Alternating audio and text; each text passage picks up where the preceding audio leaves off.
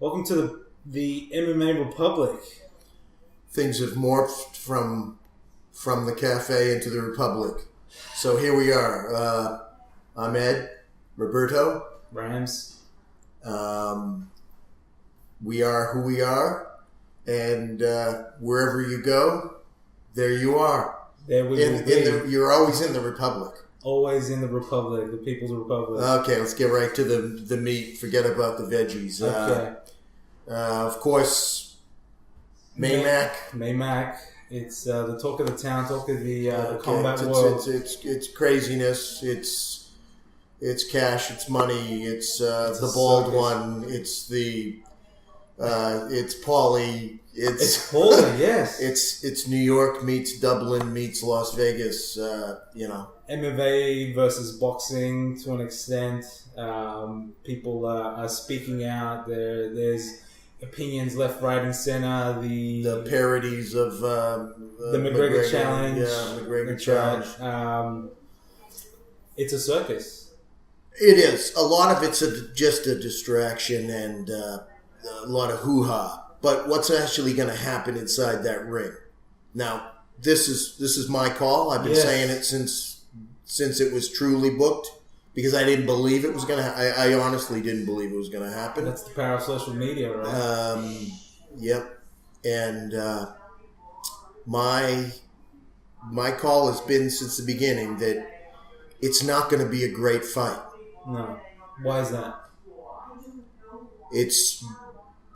We're looking at Mayweather's long history and fantastic legacy, but his defensive style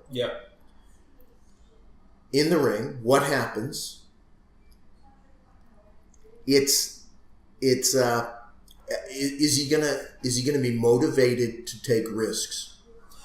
And I don't believe money motivates him to take risks. I agree with you. I agree that, first of all, I know next to nothing about boxing. But from what I've read, from what people say, and what you've said, Mayweather is a very defensive fighter. He does not look to take risks. He doesn't move forward with the intention to finish. Let's look at it this way too. He's a very intelligent boxer. Probably one of the most intelligent. Well, numbers don't lie. Numbers don't lie. And an intelligent defensive fighter against, there's always he's taking a risk getting in there, but his age is a factor. The fragility of his hands. Does he really, really want to fight? That's what I'm talking about. He's not going to bring the fight to McGregor. McGregor's going to bring the fight to him. That's what I believe. Absolutely. That's what I believe. And he's going to take the defensive pose, game plan, and we're going to see glimpses of what is possible. That's my call. Sure. And he's going to tease us, and we're gonna all walk out of that pub or get up off our living room, lounge room couch, right, and go, oh, we just been had, and then something else is going to come up. People and forget. Well, but that's my call. Sure. My call. It's going to be like this big steak dinner was put in front of us, and then we got a hamburger. That's my call. Right. But we'll be able to smell the steak dinner, but we're going to get served the hamburger. We're going to get served the hamburgers. And it's not going to be McGregor's fault, but I could be wrong. But that's my call. That's my, everything inside me tells me. We could be looking at steamed hams for everyone. In McGregor's head, right? Everything that you've said, I pretty much agree with.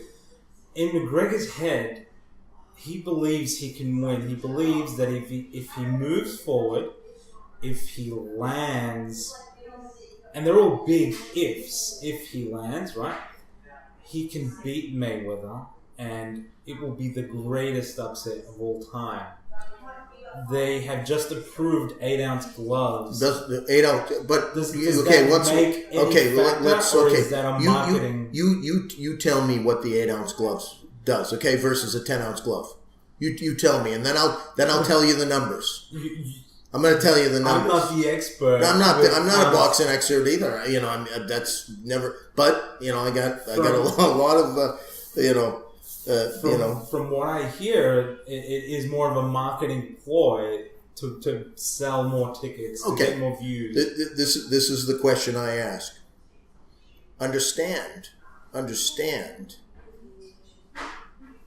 that they bent the rules a little bit to get the 8-ounce gloves, and they've made it a factor that's a non-factor, because the majority of Mayweather's fights have been in 8-ounce gloves. Hello. The majority of his fights, and I'm talking like I believe over 2/3 of his fights have been in 8-ounce gloves. So really understand that at no time has the sporting public, has the WME, IMG, Zuffa, internet watching, fight watching public seen Conor McGregor fight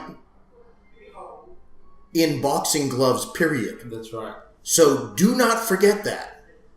Do not forget that. Now understand, when you train an MMA fighter, you manipulate the glove because adapting to an MMA glove from a boxing glove is different when you're training, i.e. the thumbs, the main thing. The actual grip of the fist. Okay? I'm going to give you my short little lesson. 4 parts of the hand. 1, 2, 3, 4. That a striker has to worry about with the hands. Okay? Yes. Now understand, an MMA glove does not protect the majority of the hand, where a boxing glove does. That's right. Just putting it out there. And anybody who wants to have a chat about that, we can, because I love to chat about things like that. I try to educate my fighters and my student athletes about that. Yeah. So when you do... There's no question in my mind McGregor's a fantastic athlete, a fantastically mentally strong human being, and he'll make huge amounts of money. And this will not be the last of we see of him, because he does love to fight, and he's an entertaining fighter. But my call is, it's the Mayweather factor. All the boxing fans, all the boxing public know what Mayweather is. What MMA has is this huge mainstream fan base. Right. Do you think McGregor could do something a little unpredictable, a little unorthodox, coming from an MMA background and trying to bring across his skill set to the boxing ring that may throw off Mayweather? Sure, he's going to present an awkward style. But just imagine how awkward it's going to be in reality for McGregor. And he's never gone that long of a fight either, right? Boxing. That's another thing. We've seen Mayweather grind distance fights. Correct. Distance fights. You've seen it. You can look them up. have we ever seen McGregor grind distance fights? He has a very short legacy of distant fights. And one of the reasons he's exciting is because look at the Aldo McGregor fight. Things like that. That doesn't give you the experience to get in with Mayweather. No. And do that. and I thought when he went against Nate Diaz, and they went toe-to-toe, obviously Diaz is a much different fighter than Mayweather, very aggressive. Please, don't. You can't even talk about Diaz's boxing in the same frame as a Mayweather. I'm more relating to McGregor's gas tank and how that played a factor when he was trading shots with Diaz and thought that he could put away Diaz. Diaz kept taking the hits. He gassed out and he was sort of out of his element to an extent, went for the takedown, and that was kind of the end of the fight from there. Whether he has adjusted his game to a point where he can last longer, we will be yet to see. We'll see on the day. So, I think what you saw in that fight is you saw in a Diaz such a strong, both the Diaz brothers, that they love to fight also. They love to fight, and a will to stand in front of somebody and just go. And then all the time on the Cesar Gracie mats, all the time, there was no way that will to fight, standing, and all that experience going way back years and years on that scrap pack mats.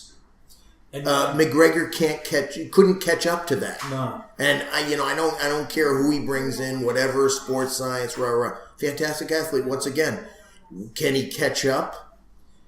We're not now. We're digressing back into that, but is what it is. What we saw was what we saw. That's why I always say, and I always talk about what's going to happen in the ring, what's going to happen in the cage, what did happen, what do we really know. That's what you base your. I always say, always when we have these conversations, I said, what did we actually see? Don't tell me what people said. I don't want to, honestly, I don't care what Joe Rogan says. I tell everybody, please, shut the volume off, shut it off for at least one time and watch with your own eyes. Do not watch a fight with his eyes, because you're getting corporate America propaganda, and I'm sorry, he is an employee of WME, IMG, right. Hollywood, hi, blah, blah, blah. Okay? He's tainted. He's tainted because, he's taking that Hollywood money. Absolutely. And it tastes good. And you know what? We'll go shoot elk out on the Montana range. Who can, please, can you and I afford to go shoot our own meat? Please. Don't even get me started on that. Be great. Can you? No. Do you have the time? I work 7 days a week. I'm sorry. When am I going to go shoot my own meat? Forget about taking the time to take a walk out in the countryside. I'd love to just take the walk in the countryside. I can barely afford Alpha Brain. Okay. So we've gone from MayMac to hunting our own meat. Hunting our own meat. Let's go. Nate Diaz, he hunts his own meat. And he is vegan. He's vegan, right. but he hunted his own meat in McGregor. Okay, absolutely. And what did we see in the second fight? Tell me what we saw. Since we're talking about that. And this is the MMA Republic. The People's MMA Republic. People's Republic of MMA. I saw. I'm a big fan of the Diaz brothers. I just love fights, period. And they love to fight. And I don't think we see enough of them. I think Nate Diaz didn't really adjust his game at all. He played the same game. McGregor, I think, adjusted. He added a lot of kicks to try and keep that distance, to try and chop down Diaz and sort of. Okay, let me ask you this. Okay, so we're gonna apply some general combat mathematics or calculus to, and this is all relevant because this is what I'm saying about MayMac is Diaz McGregor 1, yeah, Diaz McGregor 2. Which was a better fight? Well, I thought number 1. Okay, I agree with you. And why? Why? And I'll tell you why. Because both combatants took risks. And when combatants take risks, technically, psychologically, strategically, you and I win. That's right. The guy sitting on the couch wins. The guy sitting in the lounge room, the guy standing in the pub screaming at the screen wins. Wins. When Johnny Bones Jones take the risk in the third round to kick DC in the head, takes a risk because he can get taken down. First coaching lesson of MMA, when you get a good wrestler in front of you, you don't kick. Okay, because you're now standing on one leg. Yeah. Okay, you took a risk. Did it pay off? Oh yes. And before we jump on DC Jonesy Bonesy, once again, will Mayweather take risks? No. I think we'll see calculated, measured risk taking in very short bursts. As Teddy Atlas says, he won't get greedy at any time. Because he's going to get greedy when that last round finishes, that's when he's greedy, when he's cashing that check. And he's putting it in the bank. He's not going to be greedy in that ring. Will McGregor take risks? Of course he will. And will that be to his demise?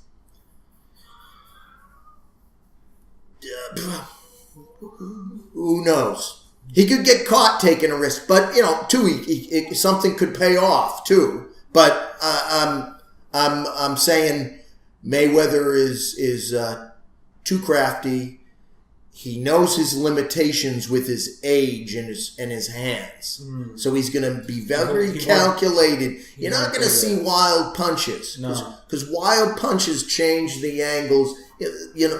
We're talking about a kid who is 8 years old throwing 4-point combinations off one hand to doorknobs in his dad's,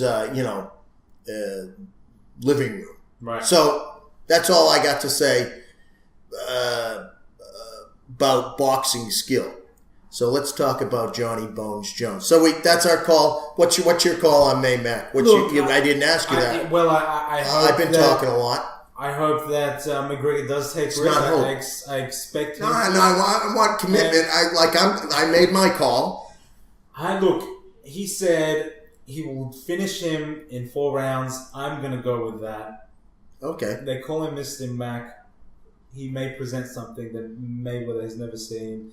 Granted, he has no... See, I disagree with you there. Never seen.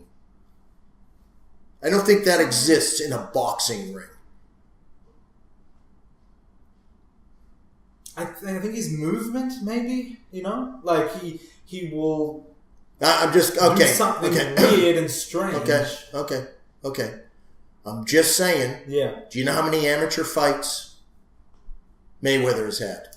Okay. Now let me also ask you this: the house he grew up in, Mayweather, in Grand Rapids, Michigan. Is it Grand? I believe it is Lansing. Yeah, Grand. I'm going to go with Grand Rapids. Okay. Anyhow, in his dad's house. Okay. Now it's time. You're 10, 12 years old. It's time to go down to the boxing gym on a Saturday morning. Now, you're walking with Floyd Sr. Into the gym. You're 12 years old. He's got some sparring for you. You're going to tell me he's never seen something? I'm not buying it. I'm walking to the counter and I'm ordering my steak dinner, but I think I'm going to get served up hamburger. And I mean the risk taking. Right. Yeah? I want porcini mushrooms. I want, wild. I want to go with Joe Rogan out onto the range and shoot the meat and then cook it up. Okay? Right. But I think I'm gonna get the IGA. The Aldi cut. No, Aldi's okay. Okay, Aldi's my place. IGA. We're gonna get the 80% lean, 20% fat. It's kind of boring. We wish we used it to make some bolognese with a nice pasta, a nice sauce. It's got the red spot special on it. We're gonna get my call. Okay. Well, see, I just hope he upsets the boxing world because he's the best troll ever. Sorry. There we go. Technology. He's the best troll ever. And if he wins, imagine. That has nothing to do with what goes on inside a boxing ring or a cage. And come on, please. Anyhow, so DC Bones Jones. Great fight. Great fight. I thought it was fantastic. Everything. Everything. The story, the rivalry, the Jon Jones coming back. You know what I love?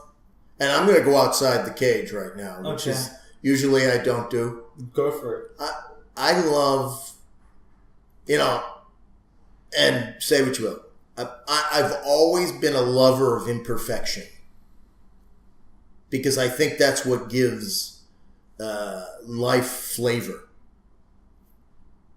Jonesy Bonesy Jonesy is an imperfect human being. He's imperfect. And I think he came to that realization over that year between fights.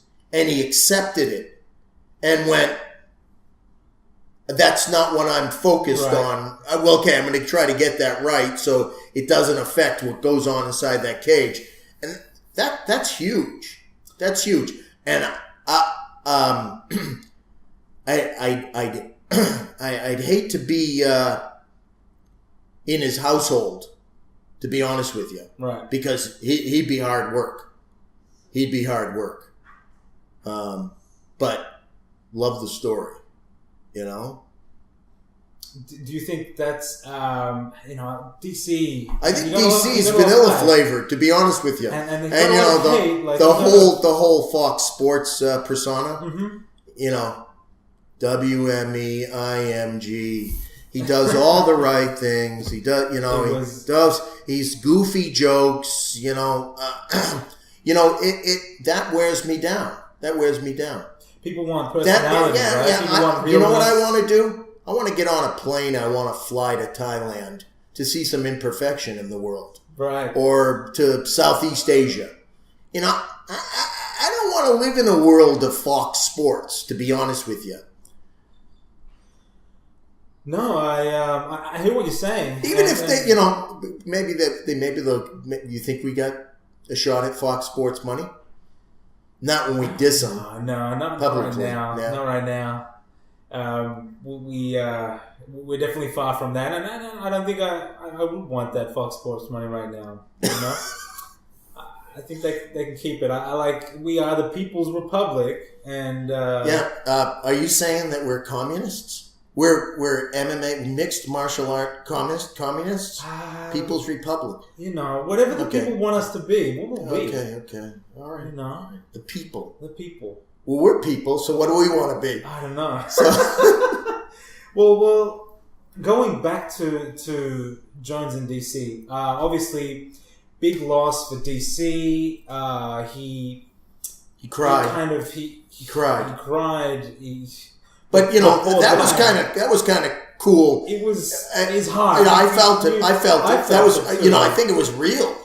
Absolutely. Wasn't contrived. It wasn't fake. No. I don't think he wanted to do that. No, I don't think he remembers that he did. That was the spur of the moment thing, and he went on the MMA Hour and he spoke about it. Okay, he said, I'm just going to put this out there. I'll be talking about a little bit about Rogan chasing his deer out in or whatever they are. Where the deer and the antelope play. Oh, give me a home on the range. Anyhow, so I won't interview people with concussions. Right. So what's he do? I mean, I just want you to. I want you to know. Yeah. I want you to know something. Yeah. The UFC is not for sale. It's not for sale. So. Kind of like what's his name? One of my favorite actors, Jack Nicholson. You right. Take crazy someplace else, okay? You just take crazy someplace else, okay? Tell your stories and your blah blah blah, okay? Take crazy someplace else, because when you say something, then you do the direct opposite, especially to a company guy. Right. Company guy. He put him on the spot. Company guy crying. So what do? Let's stick some blades into him. Yeah, obviously he apologized afterwards, but that was the wrong call to. He apologized. Right. Thanks. Yeah. Thanks. So I'm gonna have this. I'm gonna have my cry over on Javier and Crazy Bob Cook's shoulder right now. So I'll be with you to talk while my brain has been scrambled by Johnny Bones Jones. Just give me, 5 seconds to compose myself with a scrambled brain and an emotional cry with people who spend time with me every day and care about me, unlike you, where the deer and the antelope play. Bad call. But that's that. Great fight though. Great fight. And DC he took risks. He brought it to Johnsy Bonesy Johnny. He got right in there and he wanted it bad, and he went after it, and he unfortunately. And he was looking good too. He was looking great. He was getting some decent combos. Where to for DC from here? He said that he wants another shot at Jones down the track. Who knows where? Who knows how? He obviously still has that competitive drive. I tell you right now. Where does he go? DC's already proven that he has a place in MMA always. He's already proven that. He's got a place in MMA. Doesn't have to be inside the cage. But Johnsy Bones Jones outside the cage, he hasn't shown that he has a place outside the cage. Right. And once again, that's what I talk about. What happens inside that cage, that ring? Yep. Do we see Jones fighting a Brock Lesnar, a Stipe Miocic in 2018? In a WME IMG world, yes. I agree. For sure. For sure. That's Vin Diesel fighting The Rock. Right. Isn't it? Yeah. Yeah. What's his name? Brock. Lesnar. PED eater extraordinaire. the superior athletic fight machine. The Furious something. Before that, I would assume Jones will take another title defense. Is Gustafsson the next in line? Who else is there, biting at the heels of Jones? Matchmaking. Do they make a lot of sense with their matchmaking? Especially not in this post Joe Silva. Not in this post Joe Silva. Now WME IMG world. It's not really the best contender. Did Joe Silva smell that coming? Okay, this is one of the things that is no question in my mind that Joe Silva has a huge impact on MMA as a sport. Hall of Famer, absolutely. Huge impact. And his ability to not worry about the result. He was happy to put bulldozers with Ferraris and Corollas with Lexuses and and then sit back cage side and watch it unfold. Right? Yeah, exactly. Yeah. But so what is now? So I think a Brock Lesnar, Johnny Bones Jones is not a Joe Silva matchup. No.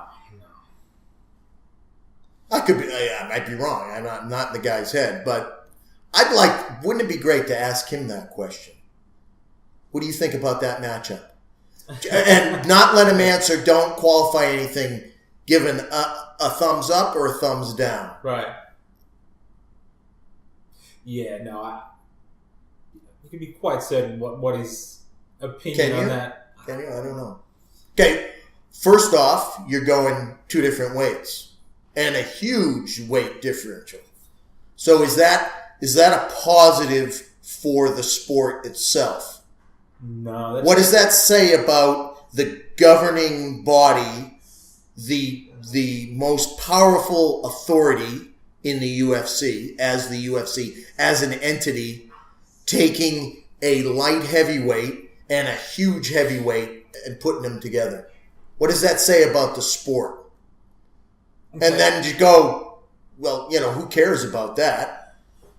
So let me ask you about... We's want the dinero. Correct. Let me take you back to a matchup like Nogueira and Bob Sapp.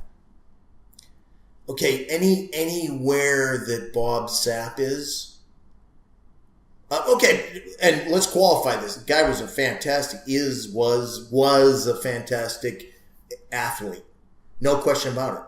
Talking about a huge human being who can kick head height. No question, I saw him hit pads with Sam Greco and look very, very competent on him. But did he ever have the will to actually fight in the cage? Did you see that last fight? Oh, look, he's on the WW out there on the WWW. Yeah, no. Did you see that? Did you see it? I don't have to see it, but did he just crawl up in a ball after a jab? Was it a body shot? Yeah, it was a body shot, but no. Obviously, his last range of fights. It was in Monaco. It was on a beach. They had the weigh-in. Oh man, what I mean? Yeah. No, anyhow, it's we can disregard all of that. But what I'm talking about are those massive kind of event fights, like the Pride days, where they used to have those. Okay, let's just go. The reason that you and I are sitting here was because of fights like Hendo v. Fedor in Chicago. What year was that? 2011. 2011. Was that fun? That was amazing. That was fun. And were there more Russians there? Both me and Ramz were there. That's why I go back to this. And I think there were more Russians in the arena than there were Yanks in the suburbs of Chicago. They were definitely more vocal. Yes, absolutely. I managed to sneak down into the cage side area, and it was an amazing experience to see them walk out like where Strikeforce would have them. Paul Daly, Robbie Lawler, Tyron Woodley, Hendo, Fedor. It was just a magic aura. Misha Tate, absolutely. It was Tarek Safadine. What's his name? I forgot. He was a great night, Chicago. Night. Absolutely, very entertaining card, stacked. I thought it was completely stacked. And let me just ask you a question: Did Herb make the wrong call with the main event? Yeah. Well, he was out. Okay. No. So no, he didn't make the wrong call because there was some controversy there that it was a quick stoppage. No, absolutely not. Okay. I can't lie to you. I got the result I wanted. So, you know what I mean? I wasn't going in with a predetermined No. I always lean one way. I always watch one fighter more than the other. I won't lie to you. It's very hard for me to watch a fight objectively. I always side on one fighter. I can be moved in the middle of a fight if I don't know the fighters, though. Right.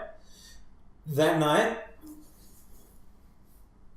I didn't want one combatant to win over the other. Not that I don't like Fedor. He was just, he was fighting my guy. In Hendo. And they went at it, and they both got caught. Yeah, and they both traded some leather. Hendo was able to sort of turn. Classic risk taker, Hendo. Classic. And they got him with the uppercut under the arm, which would only happen in MMA. Hector v. Hendo. Never forget that first round. That was a 10-8 round. Mental strength personified. If you need to spend time. If you ever want to ask yourself, what is mental toughness? Just get in a plane, get in a car, get off the exit that says Temecula, and go to Dan Hendo's gym and have a chat with him. Do you think, obviously, Hendo... He probably won't answer. He probably won't talk to you. The wrestling pedigree, that wrestling environment, do you think that... Always. Mental toughness... wrestling room, the simple term is tough room. That's a strong room. That's a tough room. The boiling cauldron that is a wrestling room of any level, Because in Australia, doesn't you don't exist. Have that pedigree. I think pedigree, but history. we're going to talk about Australia. But anyhow, I think it's starting to happen now. But when it comes to combat sports, happening in an MMA environment, it happens in a BJJ environment. That boiling cauldron. Mm-hmm. Yeah. The pressure cooker, the training room, training mat. I think BJJ has been taken up a little bit more than wrestling. But BJJ guys like to sit on the mat and talk and break things down, though. Sorry, BJJ friends. Let's have a chat on the mat. Okay. I call them fireside chats. Would you like me to get you a glass of Chardonnay? Glass of Chardonnay there? Glass of Chardonnay. Yeah. Okay. Anyhow. I think that's we covered a lot lot there. What do you reckon? Okay. We could talk about Just let's one more. GSP Bisping. Bisping, GSP. The off again, on again fight saga. I want to see the Superman jab leg kick once again in the cage. I want to see it. And obviously, GSP has the most to gain from this matchup. Cementing his legacy, getting the championship belt once again. Bisping has... I don't know if I agree with that. Now, let me ask you. He's getting the most out of this fight. Yeah. Okay. Right. What is Bisping really? Do you think that Bisping has ever reached the heights that GSP reached? No, I don't think. Now, not as far as a. I can honestly say GSP at one moment in time was revered in the MMA world. Revered. He was.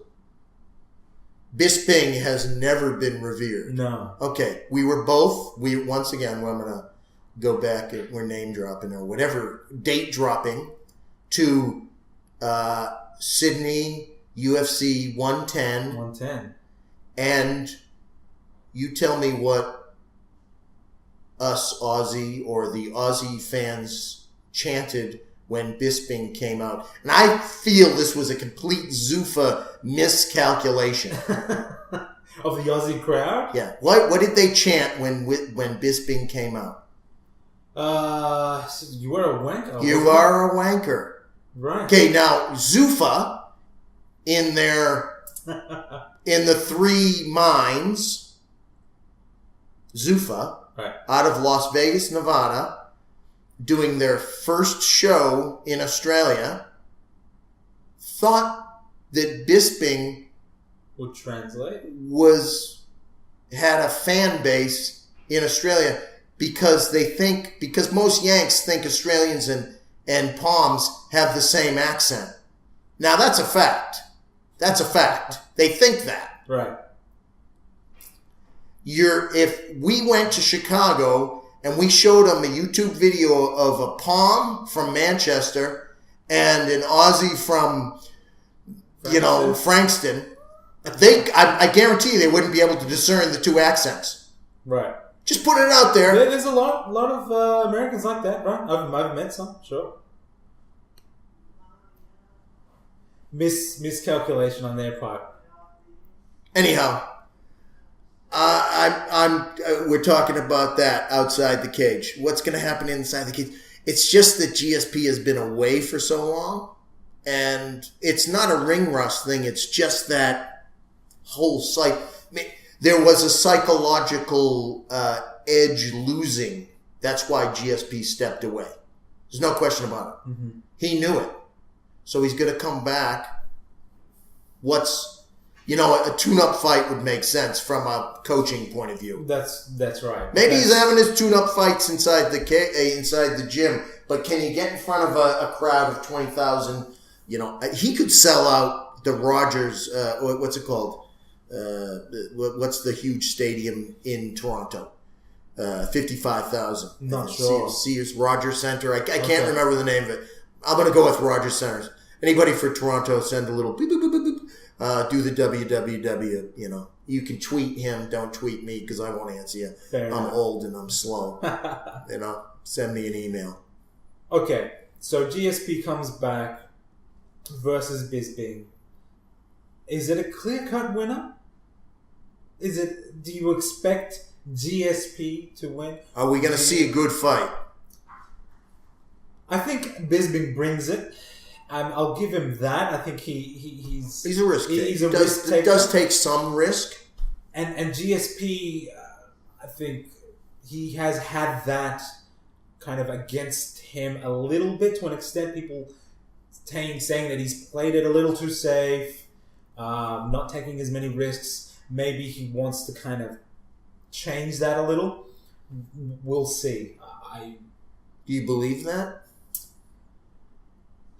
He's got a lot right. Scorpion and the Frog. He's going to change that, huh? So you tell me Mayweather's going to change? No. I don't Yeah, think he will. you see, I'm not, sorry for being a 55-year-old man who's crossed the seas many times. Sorry, Scorpion and the Frog. Sorry, corporate America. Sorry, Wall Street, Madison Avenue. Madison Square Garden. No, I'm talking about the advertising world meets the financial engineering world. Right. Yeah. Well, we'll see what happens at MSG. Yeah. Is it going to be a great fight? I think, with GSP and Bisping, we do have that great...